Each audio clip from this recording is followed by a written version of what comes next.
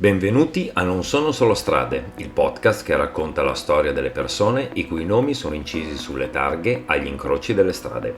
La puntata di oggi è dedicata non a una via, ma a un giardino. Sono alle spalle della Basilica di San Simpliciano, nei giardini intitolati a Gina Lagorio. Nata a Bra, in Piemonte, il 6 gennaio del 1922, Gina Lagorio sin da giovane sviluppò una grande passione per la letteratura e la scrittura, tanto da laurearsi in letteratura inglese all'Università di Torino durante gli anni difficili della guerra. Iniziò la sua carriera come insegnante di inglese, ma la sua vera vocazione era la scrittura. Collaborava con vari giornali, occupandosi soprattutto di letteratura, la sua grande passione. La sua carriera da scrittrice cominciò ufficialmente dopo i 30 anni, con la pubblicazione di Le novelle di Simonetta nel 1960. Da quel momento la sua produzione letteraria non si fermò più.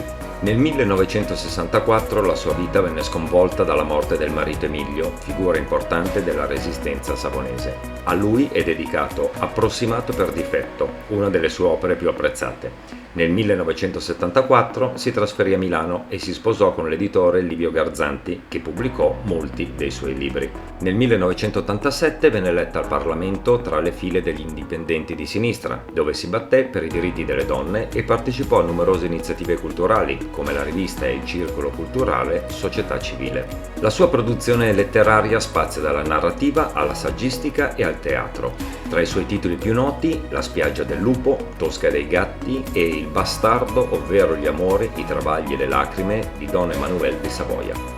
Gina ha anche scritto importanti saggi dedicati a scrittori come Cesare Pavese e Beppe Fenoglio e opere teatrali raccolte nel volume Freddo al cuore. Nel 2003 Gina Lagorio venne colpita da un ictus, evento che raccontò nel suo ultimo libro Capita, pubblicato postumo nel 2005. Gina Lagorio è stata una figura poliedrica e influente che ha saputo coniugare la passione per la letteratura con l'impegno civile e politico.